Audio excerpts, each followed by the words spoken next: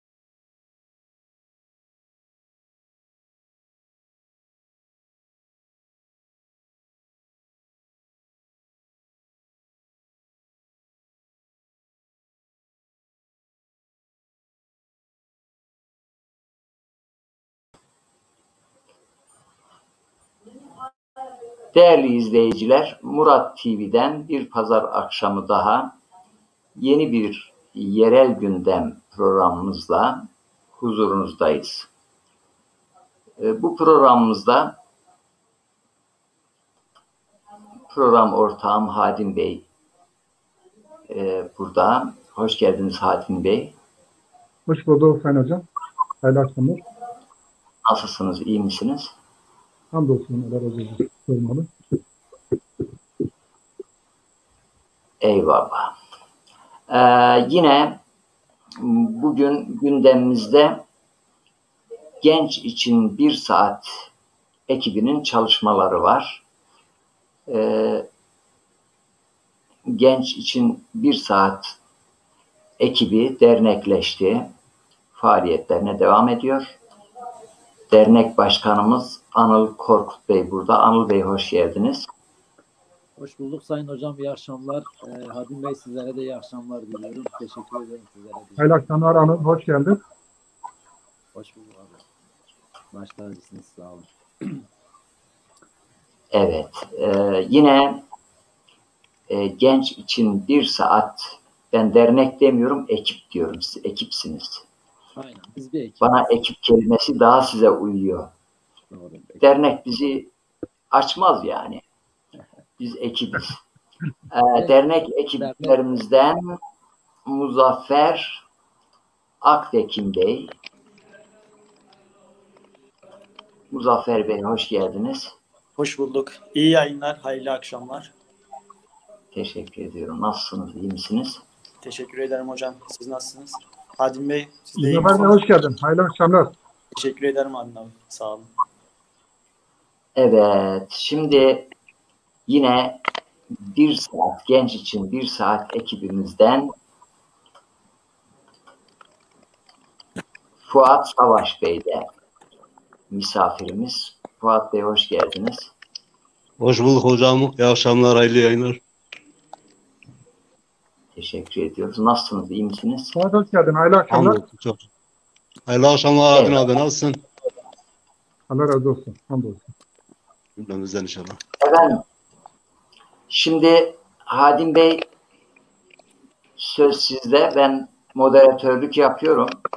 Bu arada bizi izleyenler sizlerden istirham ediyor. Programımızı kendi sosyal hesabınızdan paylaşırsanız izleyicilerimize daha çok ulaşacağız. Hadim Bey buyurun, söz sizde. Ben şöyle biraz aradan çıkmış olayım. Evet hocam. Anıl Bey hayırlı akşamlar. Muzaffer Bey, Fuat Bey. Hayırlı Hoş akşamlar. geldiniz. Hoş bulduk. Çalışmanızı özellikle takip ediyoruz. Hakikaten güzel bir çalışma oldu. Hem genç için bir saat programınız hem de bu sokak hayvanları için yaptığınız çalışmalar gerçekten herkes tarafından takdirle karşılanıyor. Biz bunu arzuluyoruz ki sizin bu çalışmalarınızı daha geniş kitlelere gösterebilmek. Geçende de gittik, yerlerini tespit ettik. Yerlerinde kontrol ettik. Bayağı güzel. Gerçekten harika bir alan oluşmuş. İnşallah istediğiniz şekilde oluyor.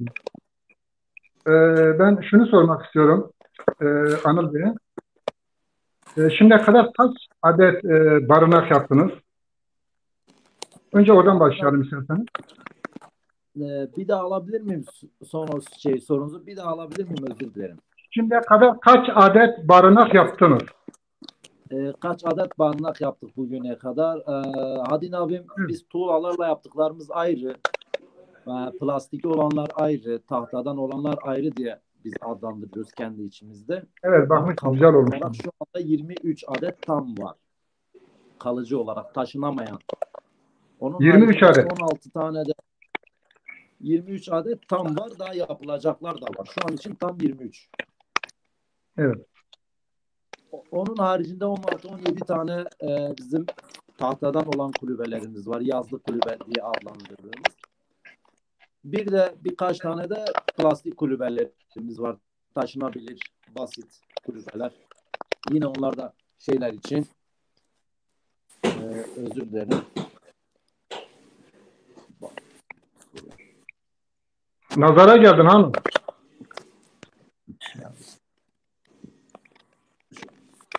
Nasıl abi?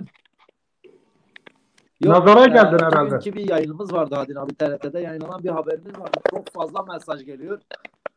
Böyle ekrana çok sık geliyor. O yüzden biraz üste atmak istedim. Elim basıldı, haber açıldı. O yüzden sosyal medya hesaplarından özelden olsun. Birçok yerden öyle arayan arkadaşlar var, soran arkadaşlar var, tebrik edenler var. Ben bir dakika araya gireyim. Birisinin telefonunda bir hışırtı var. Konuşmayan, şu anda konuşmacı olmayan arkadaşların mikrofonlarını bir kapatsınlar. Evet. Ses yok, hala var. Hadi Bey, sizde mi ses var acaba? Yok, benim iyi. Evet. Evet. Şu anda iyi. Şu anda iyi. Ama yok, yine var. Yine var. Kulaklığınız var mı? Anıl Bey, sanırım sizin şeyinizden. Bir saniye. Kulağına eğer sallanıyorsa o hışıltı yapar.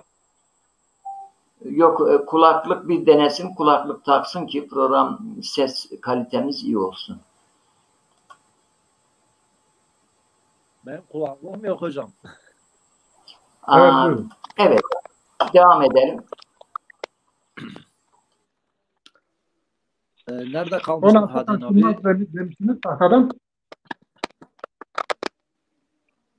16 tane tahta kulübemiz vardı, evet. Halen var. Evet. Dinliyorum size. Onun haricinde plastik kulübelerimiz var Adil abi. Orada bu kediler için aslında biz sokak kenarlarına falan bırakmayı planlamıştık. İşte çalışmalarımız devam ediyor. O çalışmalar arasında pek fazla vakit bulamadık. Birkaç tane de mamalığımız var yine sokaklara bırakacağımız küçük boyutta. Onları da bir çalışmalar biraz bittikten sonra mamalarını isteyip yerlerine bırakacağız inşallah hepsini. Yani soru İnşallah. oydu değil mi? Ben duyamadım biraz önce. Ya doğru. Yani şunu da öğrenmek istiyorum Anıl Bey. Evet. Bu sokak hayvanları haricinde, yani köpekler haricinde herhangi bir çalışmanız var mı? Köpekler tabii. Yani kediler için atıyorum. Sokak hayvanları haricinde de tabii etkinliklerimiz oldu. Daha önce de oldu. Hatta birine siz de katıldınız. Olacak da ileride de çalışmalarımız olacak. En başa isterseniz kısa bir özet geçeyim ben. Hani vaktiniz varsa. Buyurun. Şimdi biz Tabii. ilk etapta çevre temizliğiyle başladık bu gönül işine, öyle diyelim. Aslında az önce Abdullah hocamın dediği gibi de biz dernek değil de ekip diyelim biz bu işe. Biz bazı şeyleri dernek dedik, resmi anlamda dernek. Biz Ya ben soruları ona göre sıralamışım. Bu sokak için genç için bir saat programına daha soru yönetemedim sana. Oraya geleceğim inşallah. Ha, tamam özür dilerim. Evet. Bu özellikle O şunu zaman öğrenmek istiyorum. Köpekler haricinde başka hayvanlar için herhangi bir çalışmanız var mıdır? Onu öğrenmek istiyoruz. Belki öğrenmek isteyen var Adil abi. arkadaşlarımız vardır. Var Adil abi. Kediler için var. Bizim ilçede hani kedi ve köpek. Kediler için biz seyyar şekilde mamalarda dağıtıyoruz. Onlar için de geniş bir çalışma ileride yapacağız inşallah. Peki bu aldığınız hayvanların sağlık kontrolü nasıl yapıyorsunuz? Adil abi sağlığımız Sağlık kontrolleri hayvanların yapılıyor mu? sağlık Mesela aşılama falan ya da kısırlaştırma gibi herhangi bir çalışmanız var mıdır? kısırlaştırma operasyonu yapamadık. Maddi olarak çok fazla bir bütçe istiyor. İğne işlemlerini işte sağlık bakımlarını özel bir veterinere götürüyoruz Bingöl'de. Hasta olan hayvanlarımızı ya da Bingöl'ün barınağına götürüyoruz. Orada bir hocamız var. Onun yardımıyla birkaç işlem yaptıktan sonra tekrar barınağımıza getiriyoruz. Yani Evet. kısmen çoğu Peki kısmı bir biz özel. sokaklarda genelde görüyoruz. Bu uyuz olan köpekler vardır. Uyuz olan köpekler vardır. Evet. Hem kendileri için hem toplum için ciddi bir sağlık sorunu teşkil ediyor. Bunlar üzerinde herhangi bir çalışmanız var mıdır? Doğrudur. Adin abim onların üzerinde de bir çalışmamız var. Onların üzerinde de bir çalışmamız var. O aslında onların hastalığı çok basit. Sadece bir iğneyle giderilebilecek bir hastalık. İbomax yapılır onlara ve sorun ortadan kalkar. Biraz bütçe açığımız var. Bütçeyi tamamladıktan sonra gönüllü bir veteriner eşliğinde biz tüm hayvanlarımızı iyileştirme yönünde ilerlemeyi planlıyoruz. Onun için de bir çalışma yapacağız inşallah. Hayırlısı. Ya şimdi bazen Yani görüyoruz. yaptıklarımız Ya ben çalışmalarınızı yakinen takip ediyorum. Bilmeyen arkadaşlar anlasın diye ben soru sormak gereğini diyorum. Çünkü bu özellikle uyuz olan köpekler gördüğü zaman gerçekten ciddi bir can çekişiyorlar onlar. İnsanın yüreği yanıyor onlar için. Onlar için bir çalışma olursa bence iyi olur. Adil abi biz onlar için geçmişte çalışma yaptık. Yalnız biz bazı paylaşımları paylaşamıyoruz. Çünkü çok görüntü olarak çok kötü haldeler hayvanlar. Biz onları böyle sosyal medyaya yaymak, atmak istemiyoruz. Biz bazen alıyoruz, Bingöl'e götürüyoruz, iğnelerini falan yapıyoruz, bakımlarını yapıyoruz. Kimini kurtarabiliyoruz, kimini kurtaramıyoruz. İnşallah daha ilerleyen zamanlarda da biz buna dikkat edeceğiz, özen de göstereceğiz. Sizin dediğiniz gibi çift taraflı bir tehdit var. Hem hayvan daha da kendine zarar vermiş oluyor, hem de çevreyi, insanı tehdit etmiş oluyor. Çünkü hem acı çekiyor, hem aç hem hasta. Doğru, doğrudur. İnşallah Bir de böyle bu tam bir ekip olduğumuz zaman düzene binecek onlardan. İnşallah. Bir de şunu öğrenmek istiyorum. Şu malum önümüz kar yağmaya başladı. İnşallah yağar. İnşallah arzuladığımız miktarda kar da yağar. Bunun yanında bir de yani dışarıda kalan kuşlarımız vardır. Bu kış aylarında sıkıntı yaşayan kanatlı hayvanlarımız vardır. Onlar için özellikle yapmak istediğiniz herhangi bir çalışma var mıdır? Ya da çalışma yapacaksanız yardım arzuladığınız herhangi kimse, esnaf arkadaşlar, bu işten ilgilenen arkadaşlar, onlara bir çağrınız var mıdır? Tabii ki de herkese çağrımız var. Burada hayvansever, doğasever, işte vatansever nasıl adlandırılırsa adlandırılsın fark edilmiyor. Biz sadece sokak hayvanlarına değil, tüm canlılara yardım etmek istiyoruz. Sizin dediğiniz gibi kuş olur, kedi olur, köpek olur, tilki olur. Bizim bu arada beslediğimiz tilkiler de var. Hani belli noktalarda. Herkese çağrımdır. Yani evimizdeki yemek artıklarını, ekmek artıklarını pencerenin kenarına koyarak kuşlara verebiliriz. Ondan sonra evimizde yine yemek artıklarını küçük bir kabının yanına koyarak çöp konteynerlerin kenarına koyarak kedilerin ve köpeklerin yemesini sağlayabiliriz. İşte fazla buğdayımız varsa evimizde arsalara dağıtabiliriz, atabiliriz. Çünkü göçmen kuşların geçtiği bir bölgede yaşıyoruz biz.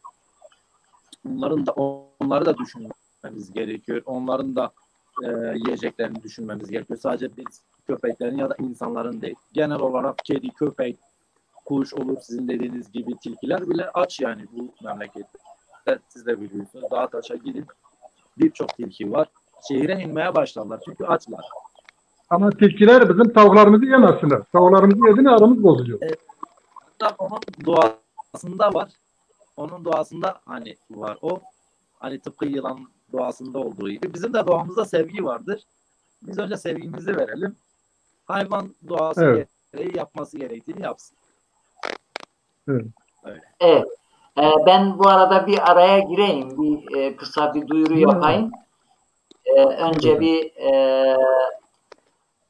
bizi izleyen Veysel Karaköse kardeşimiz, Musa Akkuş kardeşlerimize hayırlı akşamlar, hoş geldiniz diyoruz. Programımız YouTube, Twitter, Periskop ve Facebook üzerinden yayınlanıyor. Programlarımızı sürekli takip etmek isteyen izleyicilerimiz YouTube kanalımıza abone olarak haberdar olabilirler.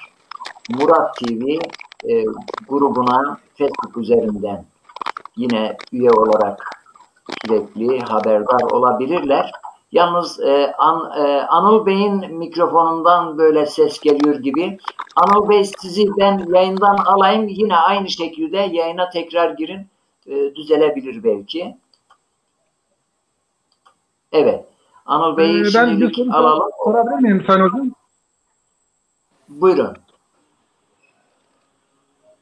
Bu genç için bir saat ekibi vardı. Sizin deyiminizde. Güzel bir grup, güzel bir ekip. Evet. Onların genç etrafında gerçekten ciddi çalışmaları vardı. Geçen yine dile getirdik bunu.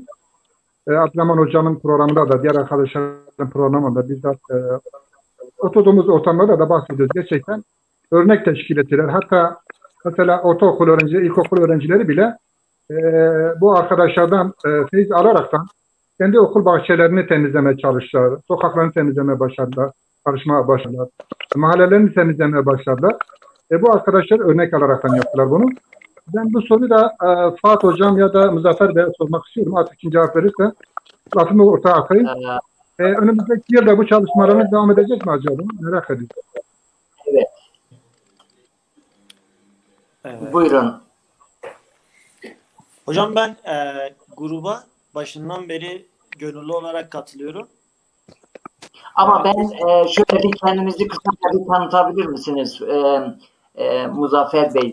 Belki çünkü yayınımız yani dünyanın her tarafından izleniyor. Sadece gençten izleniyor, her taraftan izleniyor. Sizi tanımayanlar açısından kısa bir kendinizi tanıtın, ondan sonra soruya cevap verirsiniz. Tamam hocam. Evet. Ben Muzaffer Aktekin, Genç İtfaiyesi'nde çalışıyorum. Genç için bir saat grubuna gönüllü ve severek katılıyorum. Çalışmadığım günlerde bir etkinlik yaptığımızda hocam katılmaya çalışıyorum. Başından beri hocam temizlikle başladık. Bu Bingöl'de örnek olmaya başladı. İlkokulların Uydukent AVM kavşağında temizlik yaparak başladı. Vefa grubu var. Haluk Levent'in Vefa grubu da destek verdi bu konuda bize. Gençteki emniyet müdürümüz, belediye başkanımız da bize katıldı. Nehir'in orada temizlik yaptık. Sürekli köyü Bek tepesinde temizlik yaptık. Katılan arkadaşlar her zaman oluyordu. Temizlik yapmadan önce sosyal medyalarımızda paylaşım yapıyorduk. İşte genç için bir saat çalışma olarak grubumuzun adı da buradan geliyor. Sadece bir saatlik çalışmayla başladık hocam bu işe. Daha sonra okulda maddi durumu olmayan öğrencilere kırtasiye yardımı yaptık. Gencin belli bölgelerine fidan dikimi yaptık hocam. Böyle başladık. İtfaiye mesleği ve gönüllü olarak kurduğumuz grup biraz uyuşuyor. İtfaiyede de hayvanları kurtarma var. Bu işi severek yapıyorum hocam. Aşk ile çalışan yorulmaz diyorum. Eyvallah. Hadim Bey, şimdi sorunuzu tekrar sorabilirsiniz Muzaffer Bey'e. Ben bir saat için program için sordum. Bu önümüzdeki yıl için herhangi bir çalışmanız olacak mı? Yine aynı şekilde çalışmalarınız devam edecek mi? İsterseniz burada evet, da hocam. Fuat Hocam devam etsin. Tamam. Yani önümüzdeki yıl için yapmak istediğiniz herhangi bir çalışma vardı. Farklı alanında hizmet alanlarınız olacak mı? Özellikle temizlik alanında diyorum. Neden dolayı özellikle temizlik diyorum? Mesela ilçemizde çok güzel yerlerimiz var. Maalesef diyorum, bu içkiyken arkadaşlar onların kendi özel haklarıdır. Biz onlara bir şey demiyoruz. Ama rica ediyoruz, yani gittikleri yeri ve bu piknikçi arkadaşlarımız gittikleri yeri temizleseler, ne bize içtikler söyleme gereği duyarız, ne siz temizleme gereği duyarsınız. Onlara da bir çağrınız olursa iyi olur ve önümüzdeki yılda aynı sorun devamında önümüzdeki yılda bu çalışmalar devam edecek mi merak ediyorum. Buyurun. Ben Fuat Savaş, Gençler Nüfus Memuru olarak çalışıyorum. Genç için bir saat gönüllüsü olarak bu grubun çalışmalarını ben de sosyal medyadan görerek kendilerine katıldım. Hadin abimin sorduğu o sorularda ise özellikle gencimizin göz bebeği olan mesire alanlarımız, Çamlık olsun, ondan sonra Boğuktepesi olsun, bu tür yerlerde, mesire alanlarında halkın gittiği, ondan sonra açık alanlarda özellikle çevreyi kirleten, çevre duyarsız insanların yapmış olduğu gerçekten bizi üzen hareketler var. Bizim de zaten ilk başlangıcımız bu alanları temizleyerek biz başladık bu etkinliklerimize. İnşallah bu etkinliklerimiz, katılımcılarımız olduğu sürece bize devam edeceğiz. Hani elimizde. Evet, buyurun. Dediğim şekilde bu etkinliklerimiz inşallah ileriye yönelik sürekli devam edecek. Ondan sonra barınak çalışmalarımız devam ediyor. Sokak hayvanlarına karşı kalıcı bir barınak oluşturmak adına bu sefer bir girişimde bulunduk arkadaşlarla. Bunun biraz da hem maddi hem manevi boyutu biraz bizi aşmış duruma geldi. Yardım kampanyaları için uğraşıyoruz şu an. Ondan sonra bu özellikle kuşlar için bir çalışmamız olacak. Hem kuş yuvaları olsun, ondan sonra kuş barınakları olsun. Belirli noktalarda marangoz arkadaşlardan yardım alarak buralarda belli alanlara kuşlukları koymayı düşünüyoruz. Valla Fuat Bey, ben kendi çatıma, terasıma bu kanalizasyon borusundan birkaç yuva yaptım. Atmışım oraya kuşlar için. Evet. Hani orası kışın önümüz kıştır. Herhangi bir sıkıntı oldu mu oraya tüneyebilecekleri alanları olsun. Kendi çatıma yapmıştım. Herkes kendi çatısına birer yuva yaparsa bence bu sorun aşılır diye düşünüyorum. Büyük bir oranda aşılır Adem Bey. Evet. Abdullah Hocam sözü size bırakalım. Efendim, bana söz kalırsa, söz bana gelirse ben şiirsiz konuşmam. Şimdi geçen Filati Yazıcı var. Kioğlu'dur. İstanbul'da oturuyor. Evet. Çok değerli bir Bu şair. arkadaş, evet, Bingöl'le ilgili en çok şiir yazan bir şairimizdir. Çok da mütevazi, çok sakin, böyle mülayim, halim, selim bir insan. Geçen bir şiir yazmış. Şiirin son beytinde, son kıtasında benim de ismimi eklemiş oraya. Ben de o kıtadan sonra genç için bir saat ekibi için bir kıta da ben ekledim. Şimdi normalde ben Zazaca şiir yazıyorum ama bazen böyle Türkçe şiir de aklıma geliyor, yazıyorum ama yazıp birisine hediye ediyorum. O kadar biriktirmiyorum. Anlatmakla olmaz, dolaşmak lazım. Yalancı cennete benziyor gencim. Kışları soğuktur, sıcaktır yazın. Yalancı cennete benziyor gencim. Dürüsttür, cesurdur sendeki her fert. Barınamaz sende zalim ve namert. Şefkatlisin ama mizacın çok sert. Yalancı cennete benziyor gencim. Komşu ilçelerin Palu ve Lice, burada varmış Dara adlı bir Ece. Seni aldatamaz, seni anlatamaz kelime hece. Yalancı cennete benziyor gencim. Akdağlar, Çotala ve Yaylım Dağı, ortasından geçer Murat Irmağı. Çok olur çökelek peyniri yağı, yalancı cennete benziyor gencim. Yükseğinde Kral Kızı Kalesi, yaylalardan gelir kavalın sesi. Sende yaşayanın artar hevesi, Yalancı cennete benziyor gencim. Baharda yeşerir bahçesi bağ. Dağda bülbül öter her seher çağı. Dağlarla çevrili solu ve sağı. Yalancı cennete benziyor gencim. Suların soğuktur, etrafın orman. Nice uygarlığa olmuşsun harman. Seni gören herkes oluyor hayran. Yalancı cennete benziyor gencim. Güzelliğin çoktur, ben de bilirim. Hasretliyim, nasip olsa gelirim. Abdullah hocama selam veririm. Yalancı cennete benziyor gencim demiş. Ondan sonra ben de demişim ki genç için bir saat ekili hayırdır, hizmettir bunların nasibi. Elbet yoktur bu gençlerin rakibi. Yalancı cennete benziyor gencim demişim. Size bir dörtlük yazmış oldum böylece. Biraz önce böyle programa başlarken ekledim. Efendim, ağzına sağlık hocam. Aslında sizin yüreğinize sağlık. Yani ben sizin yüzünüze söyleyeyim ki bizde Türkçe'de bir laf var, söz var. Deniyor ki kızım sana söylüyorum gelinim sen duy. Bunun bir de Zazacası da var.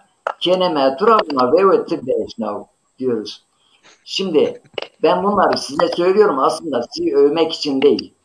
Sizi böyle efendime söyleyeyim ne bileyim meddahlı için değil. Yani bir sürü gencimiz var. Adam hayla huyla vaktini öldürüyor. Aradan zaman geçiyor. 30'una, 40'ına, 50'sine, 60'ına basıyor.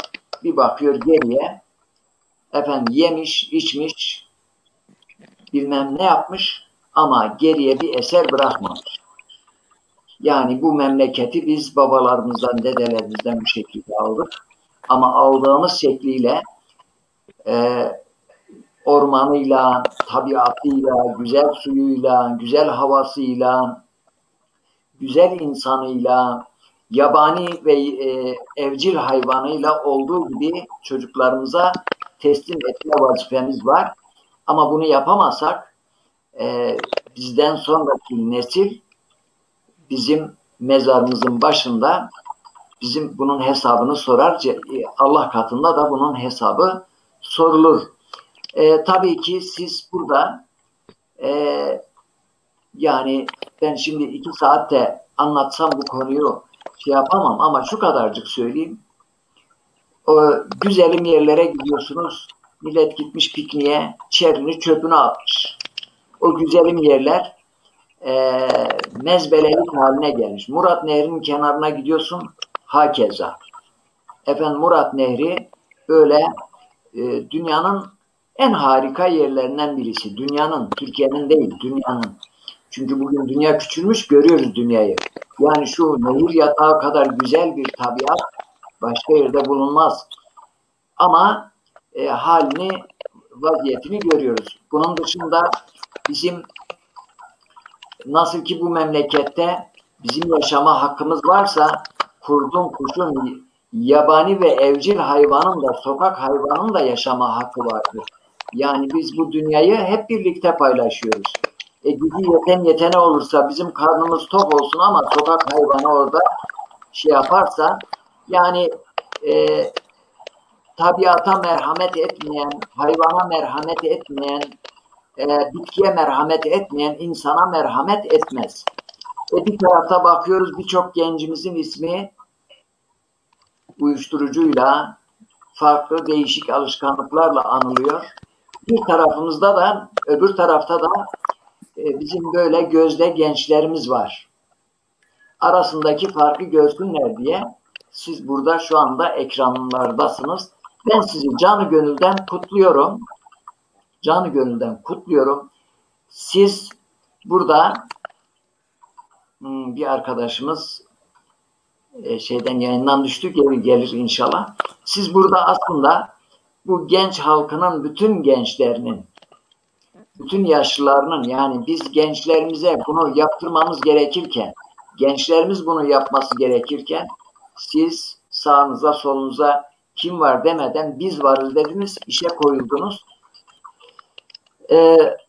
Efendime söyleyeyim, bunun şundan aferin alma bir derdinizin olmadığını biliyorum. Nam peşinde olmadığınızı da biliyorum. İyilik yap, denize at. Balık bilmese de Halık bilir hesabı. Sevabını Cenab-ı Hak'tan bekleyerek bu hizmetleri yapıyorsunuz. Çok güzel çalışmalardır. Bunlar çalışma demiyorum, proje diyorum. Aslında bütün ilçelerin, hatta köylerin gençlerinin örnek alması gereken projeler. Ben gündüz bana bazı resimler, videolar attınız, baktım. Dünya kadar çalışma. Hangi birisini anlatalım? Bir taraftan sokak hayvanlarına koşuyorsunuz, öbür taraftan şeye gidiyorsunuz. Ormanlık alanlarda mesire yerlerini temizliyorsunuz.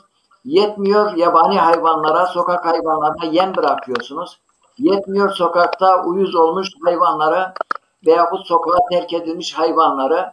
Bir de yetmemiş, bununla olmaz demişsiniz, barınak işine girmişsiniz.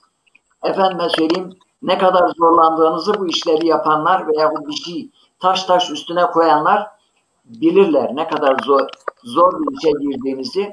Şimdi bugün ben telefon açtığımda program için görüşmek istediğimde biz evimizde, sıcak ortamımızda otururken bazı gençlerimiz internette efendime söyleyeyim cızbız şu siteden bu siteye giderken bu gençlerimiz barınak hayvanlarının bu kış günü nasıl bunları ilkbahara çıkarırız çabası içindeydiler.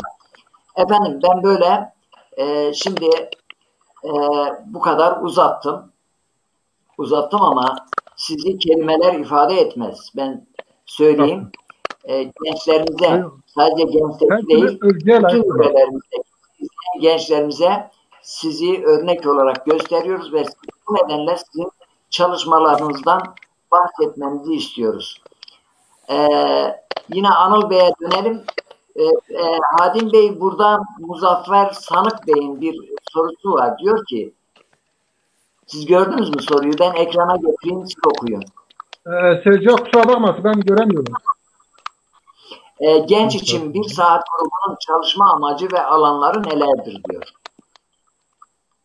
Evet Anıl Hocam.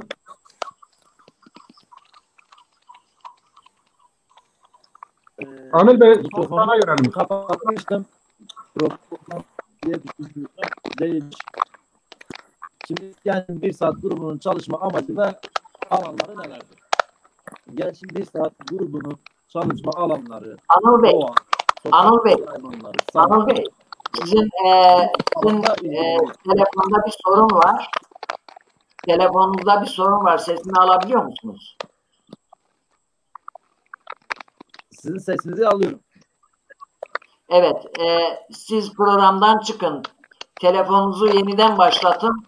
Telefonunuzu yeniden kapatıp açın. Tekrar bu arada bekleyeceğiz. Bu sorunun hallolması için.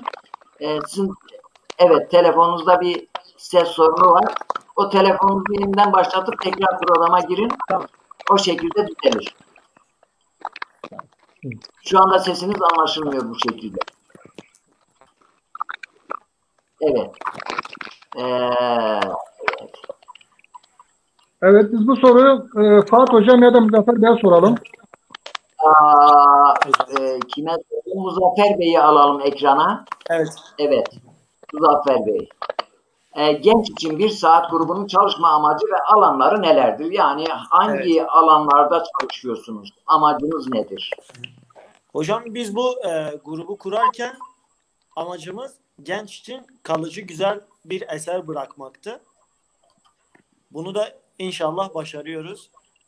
Tamamen gönüllülük esasına bazen eleştirildik, bazen haksız yorumlar yapıldı. Buna rağmen biz devam ettik. Her zaman amacımız ortak sevgidir. Yani hayvanlar olsun, genç olsun, seven herkesi bekliyoruz. Siyasi görüşü olsun, başka düşünce olsun. Hiçbiri bizi ilgilendirmiyor. Sadece içinde sevgi varsa biz herkesi bekliyoruz. Barınak ortamında hocam semaver çayımız var. Gelen misafirlerimize göre ikram ikramımız var. Girmeden önce haber ederlerse biz semaverimizi yakıp bekliyoruz. Hani hayvanlardan Evet. korkan arkadaşlarımız da Duyuruyu var. tekrar yapalım. Barınağa ziyarete giderseniz haber verin, size semaverde çay bile ikram ederler diyoruz. Evet hocam. Semaverimiz her zaman yanıyor.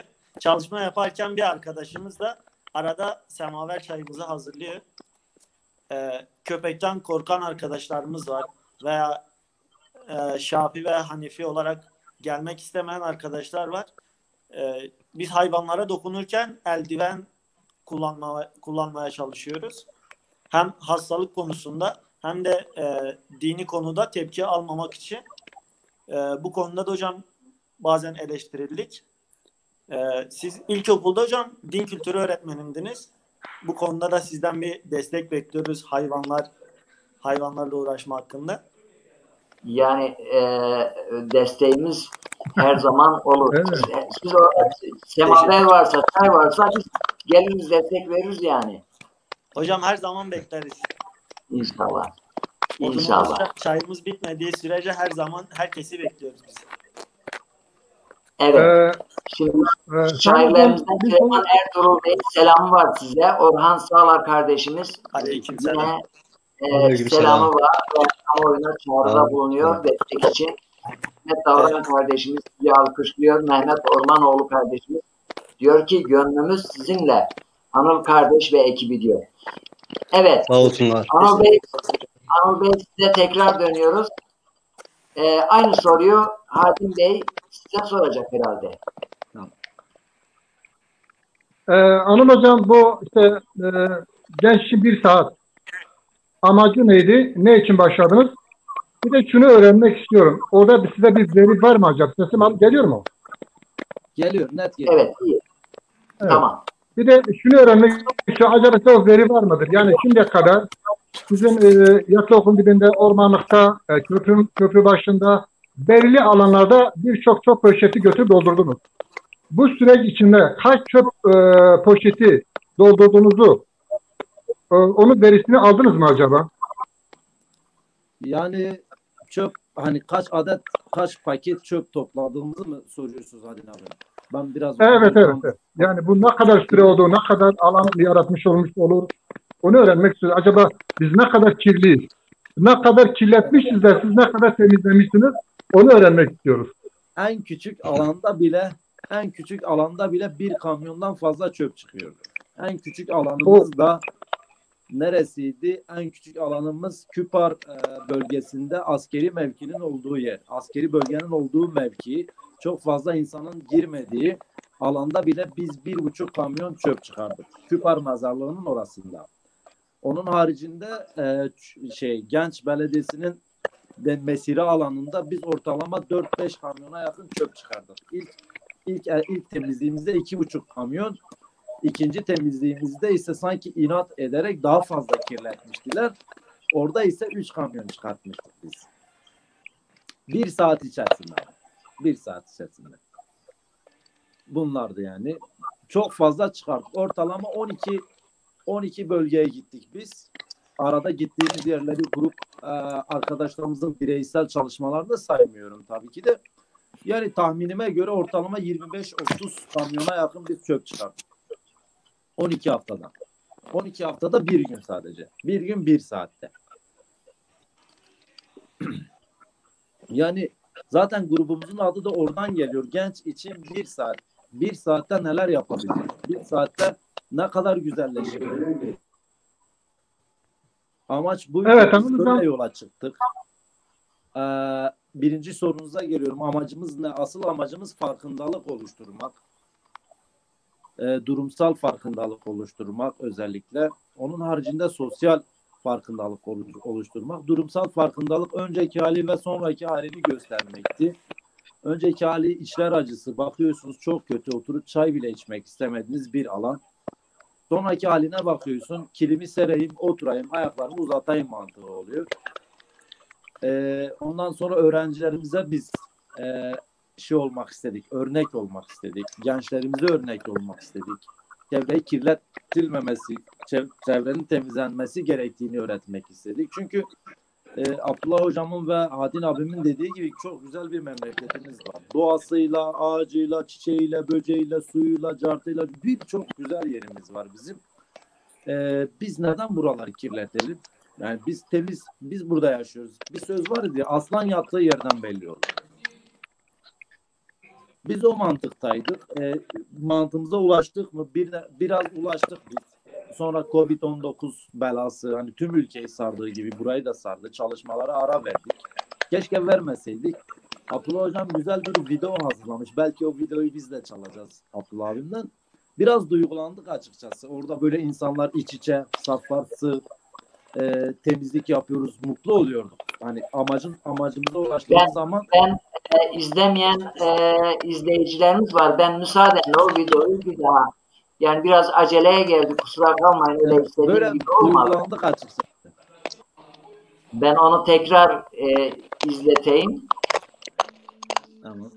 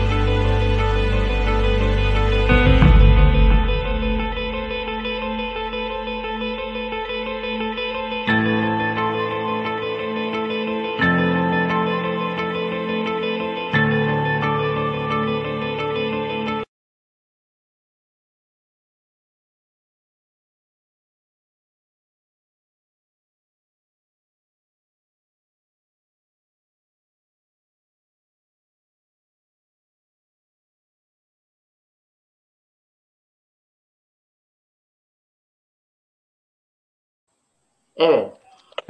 Filati Bey gelmiş, programımızı izlemiş. Hayırlı akşamlar ve iyi yayınlar diler sizlere ve konuklarımıza. En kalbi selam ve saygılarımı sunarım hocam diyor. Biz Filati Bey'den habersiz onlar için almadan şiirini bile okuduk burada. Mehmet Çelik kardeşimiz şöyle bir mesaj yazmış.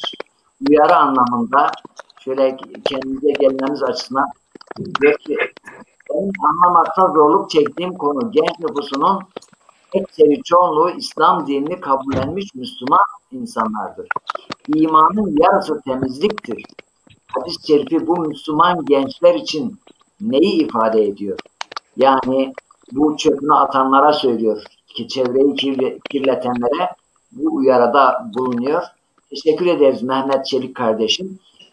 Muzaffer Sanık kardeşimiz bize link attım ama bilemiyorum. Abdurrahman Bey, Yılmaz Bey'i tanıyorsunuz. Geçen programımıza katılmıştı. Kendisi de hayırlı yayınlar diliyorum diyor. Nadim Bey, bu defa siz bir deneyin. Bir programdan çıkın, geri girin. Sanırım ben sizin mikrofonunuzdan şüpheleniyorum. Tamam. Bir hışırtı var, bizi rahatsız ediyor. Ama tamam. Belki benden, bir de siz çıkın, sonra bir de ben deneyeceğim. Bu bizim internet üzeri yayınlarımızda bu sıkıntılar oluyor bazen. Yani Bingöl'ün ve Genc'in, evet Hadim Bey çıktı ama bu hışırtı düzelmedi. Herhalde bendendir. Şimdi bu tabii böyle bir açığımız var.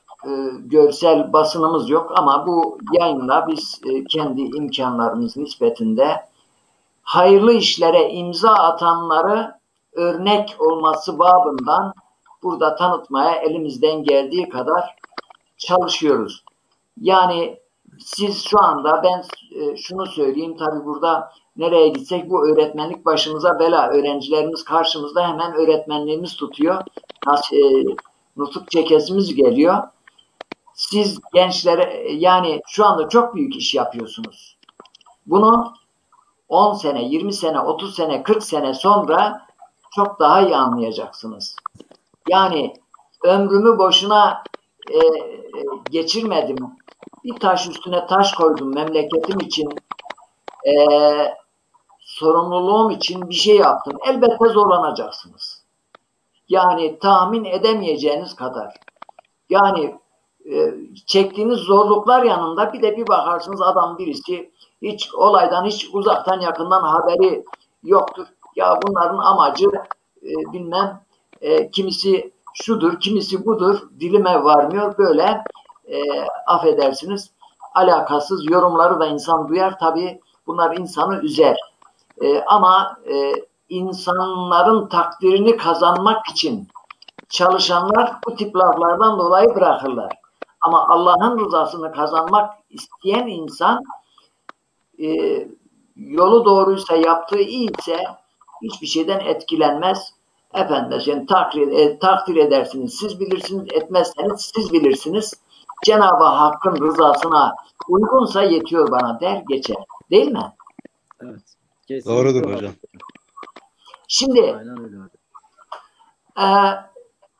ben biraz burada başkanımdan ve sizden sırayla vatandaşlarımıza bazı, hiç çekinmeyin, taleplerde bulunun. Taleplerde. Yani bu işlerde ben çok uğraştığım için bilirim. Kendin için yapmıyorsun ki utanasın. Sen sokak hayvanı için istiyorsun. O sokak hayvanına bakmak senin sadece görevin değil. Burada yaşayan herkesin görevidir.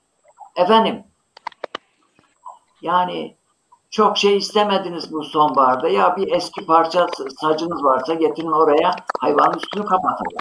Ha, yoksa bir eski saç 15 liradır. Azami 20 liradır. 20 lira ver bir parça saç parası al dediniz. Bunlar çok şey mi? Veyahut efendim söyleyeyim 5-10 tane hayvana yem al diyorsunuz. Bununla ilgili yani taleplerinizi böyle sıralayın. İsteyenin bir yüzü vermeyen zenci de derler ya. Buyurun efendim. Hocam teşekkür ediyoruz öncelikle. İlk başta söylemem gerekeni ortalarda söyleyeceğim. Kusura bakmayın. Böyle belki yayına katıldık, daldık. Öncelikle Evet. böyle bir program yaptığınız için sizlere ne kadar teşekkür etsek azdır. Size ve Hadin abime. Biz buradan grubumuz adına ben teşekkür ediyorum. Kusura bakmayın, bunu biraz geç söyledik. Sizin de belirttiğiniz gibi biz çok fazla bir şey istemedik. Birkaç parça saç istedik. Birkaç parça tahta istedik. O şeye istedik. 5'e 10 istedik. Biz bu en son attığımız fotoğrafta görüldüğü gibi biz bu durumu böyle insanlarla hep beraber yaptık. Hani 3-5 insan bir araya gelerek 3-5 insanın manevi, 3-5 insanın da maddi yardımlarıyla biz bu durumu yaptık. Kimseden bir şey istemedik. Yardım konusunda ise şu anda önümüzde bir takım engeller var hocam. Adin abim de geldi. Adin abime söyleyeyim. Böyle rahatlıkla çıkıp sosyal medyadan yardım talep edemiyoruz. Çünkü valilik yasak getirdi bizim. Gruba özel değil de derneklere yasak getirdi. Biz burada biraz pişmanlık da duyduk. Keşke dernek olmasaydık da sivil olarak daha rahat yardım talep ederdik. Biz şu an bu yardım sorununu çözmeye çalışıyoruz. Böyle herkesten destek isteyemiyoruz. Sosyal medyada yardım toplama yasağı geldi. Onun için arsa problemi var. Arsanın resmi belgesi, işte valilikten özel izin alınıp maddi destek ya da diğer destekleri toplayabiliriz. Onun için şu an biz girişimleri yaptık, bekliyoruz. Elimizde olan mevcut malzemelerle tamamlamaya çalışıyoruz. Malum kış geldi, dayadı. Tam ortasındayız. Elimizde bir takım malzemeler vardı. Onlarla ekstra, özellikle Fuat abinin desteğiyle birçok şey yaptık. Birçok şey başardık. Yine devam edeceğiz. Şu anda destek isteyemiyoruz ama hani hayvanlarımızı aç bırakmayalım. Onlara bir paket mama. Mama da çok pahalı değil aslında. Adin abimin dediği gibi kapımıza bir şeyler bırakalım. Yani fazla malzemesi olan getirsin bana bıraksın, biz onları değerlendiririz. Sacıdır, tahtasıdır, çivisidir. Birçok şeye malzeme, birçok şeye lazım yani. Köşe gidiyor oraya, çimento gider oraya, tuğla gider oraya, demir gider oraya, kapı gider, pencere gider. Birçok şey var. Birçok eksiğimiz var. Biz daha güzel bir şey yapacağız oraya inşallah. Önce bu izini çözelim. Valilikten bir izin alalım. Yardım toplama izni. Dernek hesabımız var ama hani paylaşamıyoruz. Sosyal medyadan yasakmış. Ancak bireyler birebir bizimle irtibata geçip biz size yardım etmek istiyoruz derlerse biz ancak verebiliyoruz. Çünkü birisi şikayet ederse 25-30 bin lira civarında bir para cezası yemiş oluyoruz. O yüzden biraz tedbirimizi aldık. Düzgün bir şekilde, resmi bir şekilde, kanuna, kurala uyarak çalışmalar yürütüyoruz. Çalışmalarımız bu şekilde devam edecek. Abdullah hocam gitti. O mikrofon sorunu herhalde çözülecek gibi geliyor. Benden kaynaklanıyor değil mi? Abdullah hocam ayrıldı. Evet. Gelin.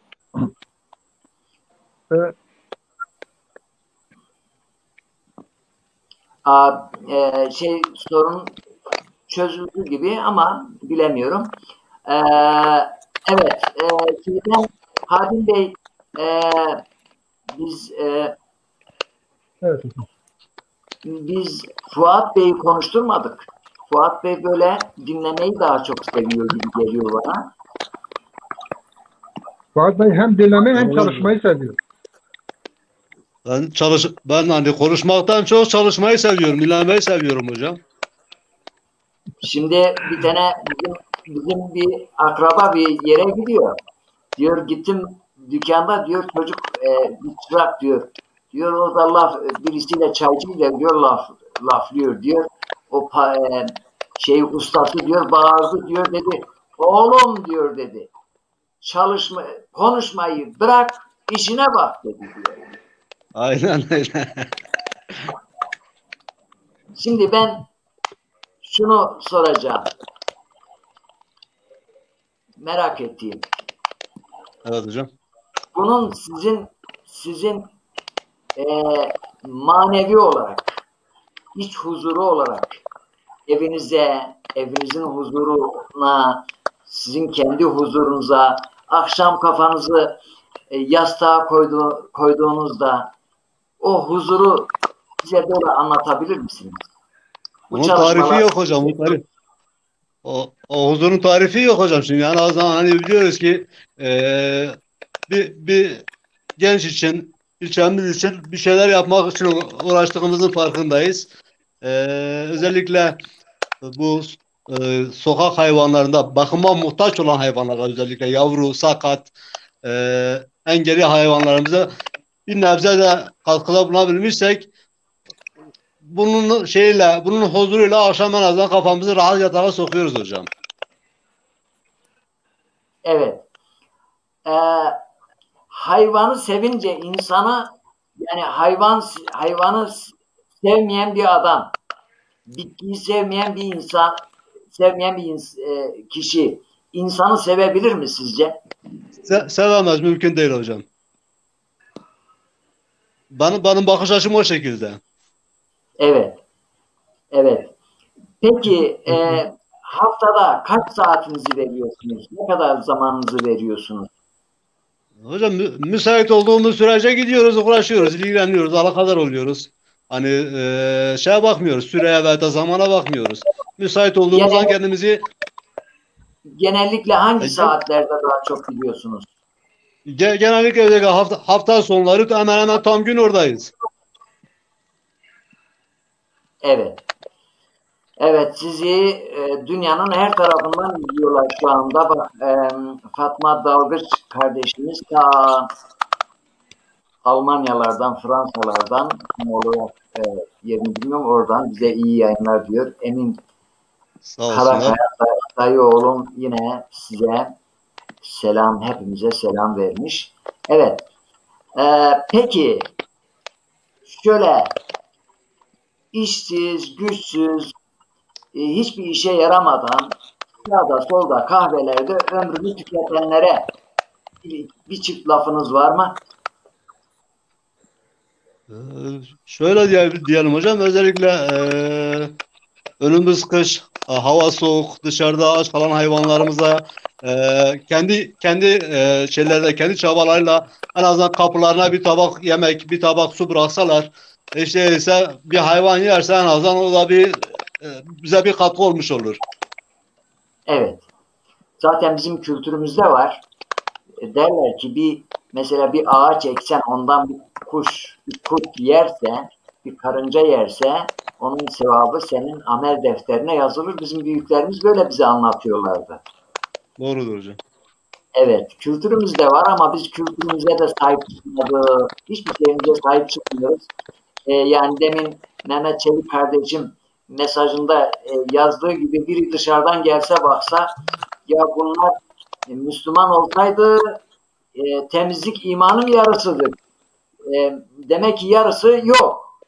Diğer yarısına baksa dürüstlük de yok. Peki biz ne kadar Müslümanız? Dinimize ne kadar bağlıyız? Bu da tartışılır. Cenab-ı Hak bizi imanımızdan ayırmasın diyoruz. Amin. Hadim Bey, Amin. ekranımıza Evet hocam. itfaiyeci kardeşimiz Muzaffer Aktekin'e son bir sorumu istiyoruz. Genç adına sen soruyorsun, ben sormuyorum. Ben kendi adıma soruyorum, sen genç adına soruyorsun. Ona göre. Eyvallah. Şimdi bu genç arkadaşların hemen hemen hepsini tanıyorum. Bir iki defa onların çalışmalarına ortak oldum. Ortak oldum derken ziyaret edip kendilerini izlemeye gittim. İzlerken bile zevk aldım onlardan. Gerçekten insan imreniyor onlara. Bu gencecik yaşlarında zamanların büyük bir çoğunluğu kendi ilçelerinin geleceği için harcayan bu gençleri gerçekten tebrik ediyorum. Ben bir öneride de bulunmak istiyorum. Ben Gence ilk geldiğim zaman, yani halı saha yapımına başladığım zaman Murat Nehri'nin kenarına gittiğimde tıbba atıklar vardı. Birkaç resmini çekip getirdim, birkaç basın arkadaşlarla görüştüm.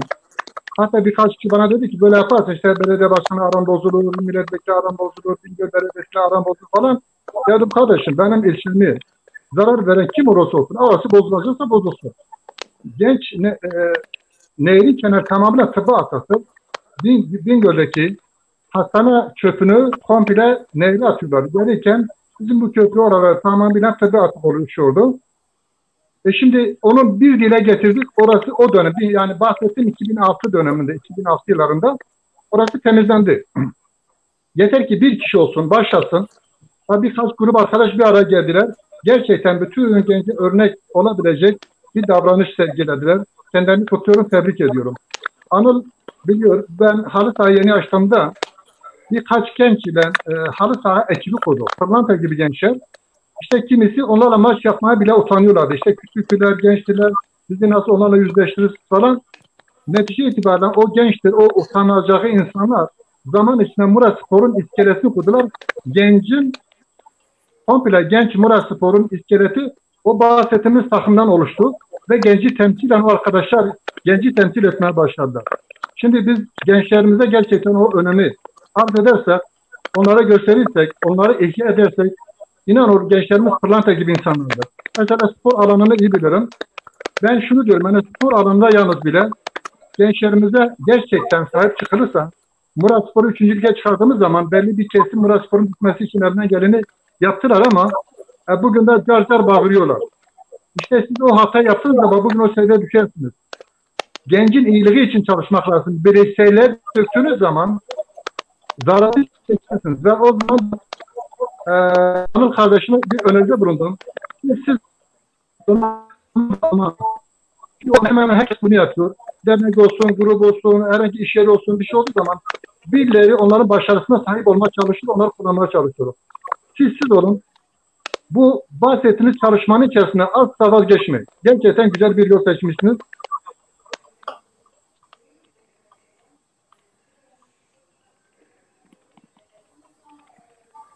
Hadim Bey'i susturduk. Vallahi susturduk. Ya helal olsun bize. Başardık. Hadim Bey'i susturduk. Evet.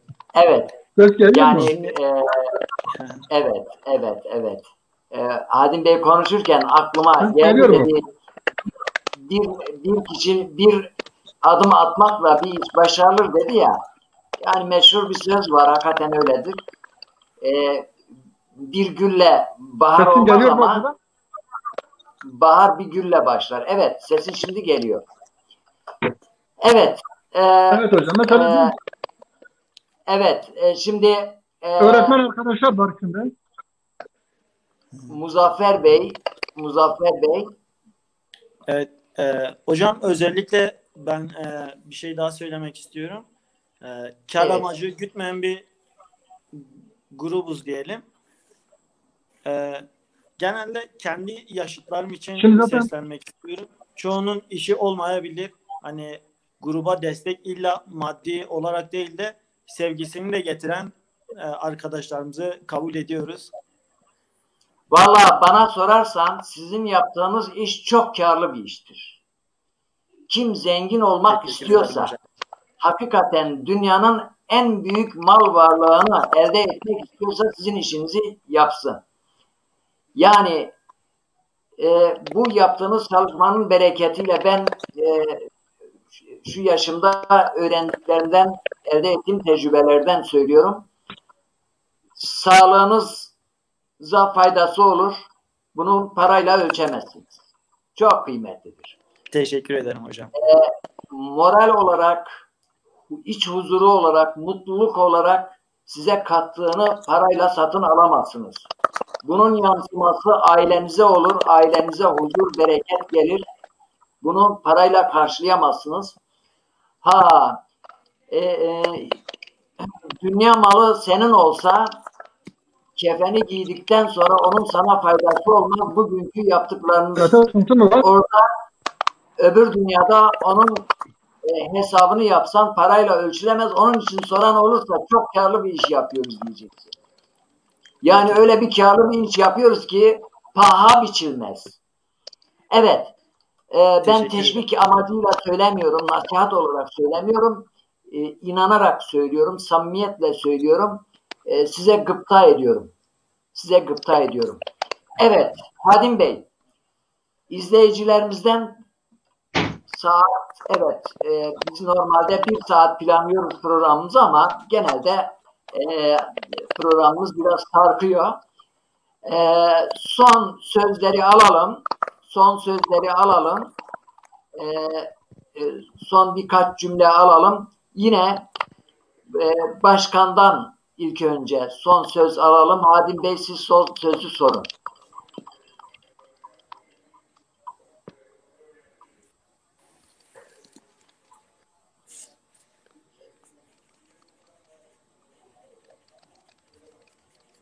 Hadim Bey'de ses yok. Evet. Anıl Bey. Sesinizi alamadım hocam. Anıl Bey'den son sözlerini alıyoruz. Söylemek istediğimiz, bizi izlemekte olan gençlerimize, yani burada sizin kaç yıldır çalışıyorsunuz bu uğraş içindesiniz? Kaç yıldır? Biz mi hocam? Evet. 2019'dan beri başladık hocam biz bu işe. Yani 3. yıl olacak. 3. yıl olacak. Bu kadar çalışmaları burada bu programa sığdırmamız, burada sizin anlatmanız mümkün değildir. Evet. O nedenle birkaç cümleyle Tabii. son olarak söylemek istedikleriniz. Hocam son olarak söylemek istediklerim hani sizin paylaşımlarınızdan dolayı anımsadığımız birçok etkinliğimiz oldu. Açıkçası biraz geçmişe de gittik. Biz bu işe temizlik yaparak başladık. Kısacası ilçemizin böyle tüm eksiklerini görerek biz başladık. İlçemizin eksiklerinden birisi temizliktir. Bunu hiç kimse şey yapmasın, yok biz çok temiziz falan muhabbetlerine girmesin. Evlerimizin içi gerçekten temiz, pırıl pırıl ama sokaklar çok kirli. Daha sonra sokak hayvanları problemi vardı. Ona girdik. Onun haricinde yine eğitim alanında çalışmalarımız olacak. Oldu ama daha kapsamlı bir çalışma olacak. Özellikle uzaktan eğitim, EBA yönelik bir eylemimiz olacak. Geçen siz de bir programınızda bahsettiniz yine EBA ile ilgili. Birçok çalışmalarımız olacak. Fuat abimin dediği gibi yine kuşlarla ilgili bir çalışmalar olacak. Geçmişten geleceğe biz böyle durumsal farkındalık ve sosyal farkındalık adına alanımızda yapabileceklerimiz hepsini yapmaya çalışacağız. Hani buradan bizim özellikle ilçe halkımıza seslenmek istiyorum. Çoğu bizim bazı şeyleri garipsiyor. İşte çöp temizleyeni, sokak hayvanına bakmayı, işte ağaç dikmeyi falan bunları biraz garipsiyorlar gibime geliyor. Ben buradan hepsine sesleniyorum. El ele verelim hep beraber. Yani temizlemeye gelmiyorsak bile kirletmemeye çalışalım. Kirletmeyelim. Temizlemek zorunda değilsen kirletmek zorunda da değilsin. Kirletmeyelim çevremizi. Sokak hayvanı sevmeyebilirsin ama dövmeden. Sevmek zorunda değilsin ama dövmek de zorunda da değilsin. Ağaçları kesmeyelim. Ağaçları hani sevmeyebilirsin ama yaz olunca altında gölgeleniyoruz hepimiz. Yaz aylarında gölgemizi şey yapıyoruz ama kışında sen onu ısınmak için kullanırsan önümüzdeki yazda terlersin. Bunlar hocam. Onun haricinde yine şöyle de diyeyim. Biz resmi olarak derneğiz. Bizim dernek hesabımız da var. Biz şey yapamıyoruz. Az önce siz sordunuz, biz şey yaptık. Biz destek isteyemiyoruz. Destek isteyememe sebebimiz ise son çıkan yasada derneklerin sosyal medya üzerinden yardım toplama yasağı geldi. Biz ancak bireysel olarak bize destek verebilirler. Onun haricinde malzeme talebinde yine bulunuyoruz burada. Bir parça tahta bile işimizi görür. Bazen bir parça saç bile işimizi görür. Sizin dediğiniz gibi siz de dediniz ya bir şey istemediniz, saç istediniz. Biz o saçları isterken utana sıkıla istedik. Çünkü ya, dedik ya bunlar bizi dilenci olarak görecek. Şöyle olarak ya, utana sıkıla bir paylaşım yaparken utana sıkıla paylaşımlar yapıyoruz. Korkuyoruz acaba tepkimi göreceğiz, acaba bunlar üzerinden mi kullanacak diye birçok fikre sahip olmaya başlıyoruz o dakika. Sonra bakıyoruz ki 3-5 yardımseverle birlikte birleşince çok güzel şeyler oluyor. Havaların düzelmesiyle inşallah sıva şeylerimizi yapacağız, sıva çalışmalarımızı yapacağız. Dediğim gibi geçmişte ise güzel eylemler yaptık. Özellikle doğada yaptığımız, mutlu olduğumuz anlar vardı. Hadin abim kendisi bizzat katıldı, bizi şereflendirdi, bize ikramlarda bulundu. Biz çok mutlu olduk. Hadin abi, ben çok eskiden bir hukukum var Hadin abi. O ayrı bir gün onu da konuşuruz. Halı saha futbol takımı Murat Spor derken böyle ilerleyen bir serüven var. O ayrı bir hukuktur. Kendisini zaten ailecek seviyoruz biz. Kendi ailemiz olarak seviyoruz. Bireysel olarak demeyeyim. Öyle hocam, hani sormak istediğiniz bir şeyler varsa sorun. Sizin dediğiniz gibi birçok çalışmamız oldu. Program bir saate yetmeyecek. Yani 2-3 saat. Size attığımız fotoğraflar, görüntüler de yani 3-5 kareden ibaretti. En az belki 100-200 tane çalışmamız oldu. Daha da fazla. Yani sormak istediğiniz bir şey varsa, cevaplamak gereken bir şey varsa cevaplayalım. Ben aslında burada bizi izleyenlere şunu söylüyorum. Siz de burada karşımızdasınız. Gençlerimiz bu çalışmaları yaparken hiç el atmıyorsanız bile çocuklarınızın elinden tutun, götürün, gösterin. Örnek çalışmayı çocuklar görsünler. Yani aslında siz burada yaptığınız yani derneğin gücü bellidir. Ne kadar yapabilir bellidir. Sadece farkındalık. Yani orada çöpü toplamakla siz çöpü halledemezsiniz. Siz de biliyorsunuz, biz de biliyoruz, herkes de biliyor. Ama şunu anlatıyorsunuz, diyorsunuz ki arkadaş dağ başında bile çöpünü sağa sola atma.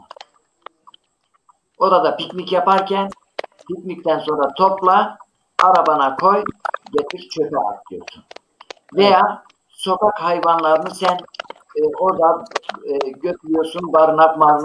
Yani bu işin üstesinden gelmeyebilirsin. Belki gücün yetmez, zorlanır ama burada aslında sen bu sorunu kökten halletme yerine farkındalık oluşturma yoluna gidiyorsun. Yani diyorsun ki ey vatandaş, sokak hayvanı da Allah'ın yarattığı bir mahluktur. Onun da canı vardır. Nasıl ki senin canın varsa, senin çocuğun canı varsa, sokak hayvanlarının da böyle bir canı vardır. Sokak hayvanlarına, yabani hayvanlara da sahip çıkan, merhamet etmeyene merhamet edilmez. İnsanlara merhamet duygusunu aşılıyorsunuz. Bütün çalışmalarınızı burada sıralamamız mümkün değildir. Farkındalık oluşturuyorsunuz. Güzel bir iş yapıyorsunuz. Yani insan isterse sizin gibi gençlerimiz birer iyilik meleği olabilirler. İyilik meleği olabilirler. Bunu ben burada sizi burada ekranlarımızda davet etmemizin sebebi bu proje, yaptığınız iş bir projedir. Çok detaylı bir proje. Hem ülkemizin diğer gençlerine örnek olsun, hem de diğer ilçelerde bizi izleyenlere bir örnek olsun diyoruz. Teşekkür ediyoruz katıldığınız için.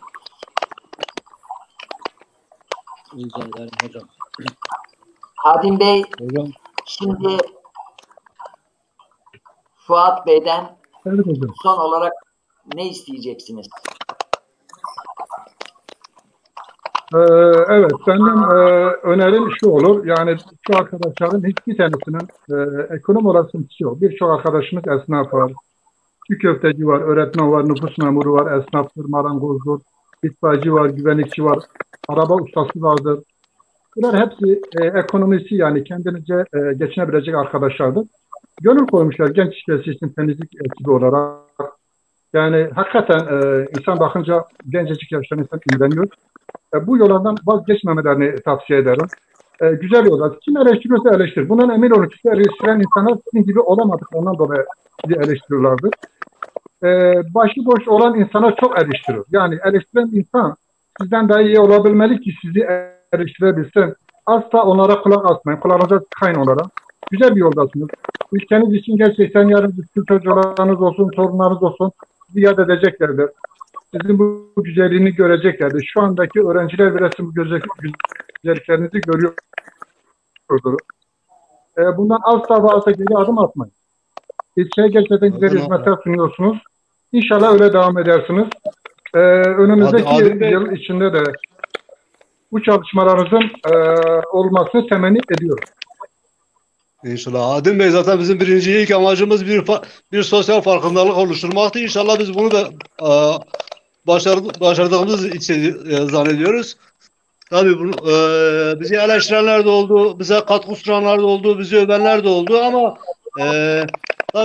tabii can sıkan şeyler de oldu ama biz yine yolumuza devam edeceğiz. Yolumuza dönmeyi düşünmüyoruz. İnşallah daha da fazla memleketimiz için, ülkemiz için daha fazla şeyler farkındalıklar oluşturmanın gayesi içerisinde olacağız. Bu şekilde devam edeceğiz Allah'ın izniyle. İnşallah. Teşekkür ediyoruz. Teşekkür ediyoruz. Muzaffer Bey'den de Hadim Bey, Muzaffer Bey'den de son sözlerini alalım. Hocam internette bir Murat Aydın diye belediye başkanı vardı. Bağımlı gençlerden buz hokeyi takımı oluşturup bağımlılıktan kurtarma hikayesi var. İnternetten ulaşabilirler arkadaşlar bu hikayeye. Arkadaşları tamamen uyuşturucu bağımlılığından kurtarıp milli sporcu yapma hikayeleri var. İnşallah biz de bu yolda böyle başaracağız genç için. Güzellikler katacağız. Grup olarak fikirleri açığız hocam. Farklı fikirlerle gelen arkadaşları değerlendirip yapabiliriz. Siz mesela genç için musiki hocasınız. Siz şiir yazarsınız. Biz temizlik yaparız. Herkes elinden geleni yapar. Güzel bir genç için el ele başaracağız inşallah hocam. Teşekkür ederim yayın içinde. Adın abi size de çok teşekkür ederim. Efendim Hadim Bey, sizden de son sözlerinizi alalım. Evet yani böyle bir ülkede böyle bir gençlerle tanışmak, onlarla bir arada olmak gerçekten onur verici. Çok şükür bizim öyle gençlerimiz var. Yani çok fazla şeyi kötülemeye gerek yok. Hakikaten gençlerimiz birçok yerlerden çok daha güzel gençlerimiz vardır. Sadece onları önüne açalım, morallerini bozmayalım. Onlar bizden çok da güzel şeyler yapacaklarına inanıyorum. Böyle devam edeceklerine de inanıyorum. Çünkü hepsi okumuş, kültürlü insanlardır. Yapacaklarına inanıyorum abi. İnşallah. Evet. İnşallah. Teşekkür ediyorum. Hadim Bey, değerli Evet. izleyiciler, Genç için Bir Saat ekibi, Genç için Bir Saat Derneği'nin değerli başkanı ve yönetim kurulundan arkadaşlarıyla bu akşam bir sohbet ettik. Böyle iyilik meleklerimiz çoktur. Bu iyilik meleklerini biz örnek olsunlar diye, örnek göstermek amacıyla onlarla program yapıyoruz. Umarız siz de yararlandınız. Efendim, bu iyilik meleklerimizin arkasında öğretmenlerimiz var. Öğretmenlerimiz destekliyorlar. Bütün öğretmenleri desteklerini daha da arttırmalarını burada çağrıda bulunuyoruz. İmamlarımız bak, Yaşar Özer hocamız burada bizi izliyor. Esselamu Aleyküm, hayırlı yayınlar, herkese selamlar. İmamlarımızın sizi desteklediklerini biliyorum. Desteklerini daha da arttırmalar çağrısında bulunuyoruz. Zenginlerden para istemiyoruz çünkü zenginlerden istedik mi canlarını verirler, para vermezler. Fakirlerden diyoruz ki yardım etsinler diyoruz. Değil mi? Yani adam gider gösteriş için böyle ne millete ne memlekete ne de kendisine faydası olan sırf gösteriş için dünyanın parasını harcar ama şurada sokak hayvanlarına biz burada eski saclarla üstlerini örtüyoruz. Zenginlerimiz utansın, biz utanmıyoruz efendim. Fakir utanmaz. Fakir şerefiyle yapar. Zenginlerimiz eğer bizi izliyorlarsa, imkanı olanlar, diyecek bir şeyimiz yok. Kamu kurum ve kuruluşlarımızın desteklediklerini biliyoruz. Desteklerini daha da artırmalarını istiyoruz. Yine son çağrım da boş gezen, gençte işsizlik var, yapacak bir şeyim yok, sosyal hayat yok, eğlence yok, işte gazino yok, efendime söyleyeyim bar, pavyon yok, eğlenemiyoruz, sıkılıyoruz diyen gençlerimiz de gidin efendim, eğlenecek yerimiz vardır bizim. Mutlu olacağımız yer sokak hayvanlarının barınağı.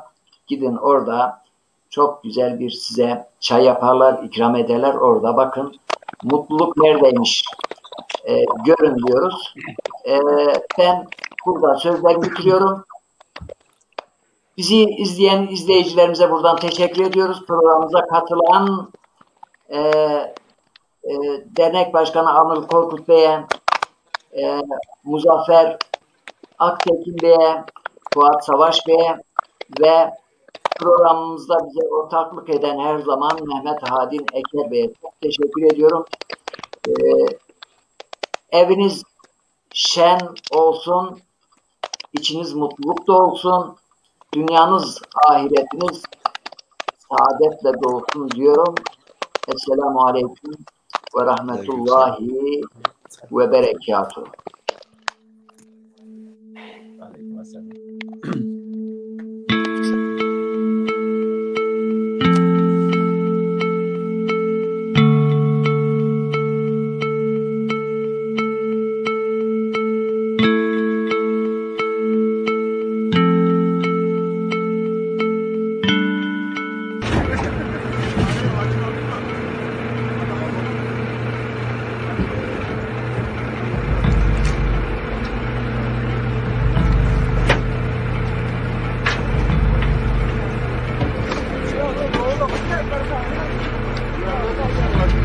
Telefonum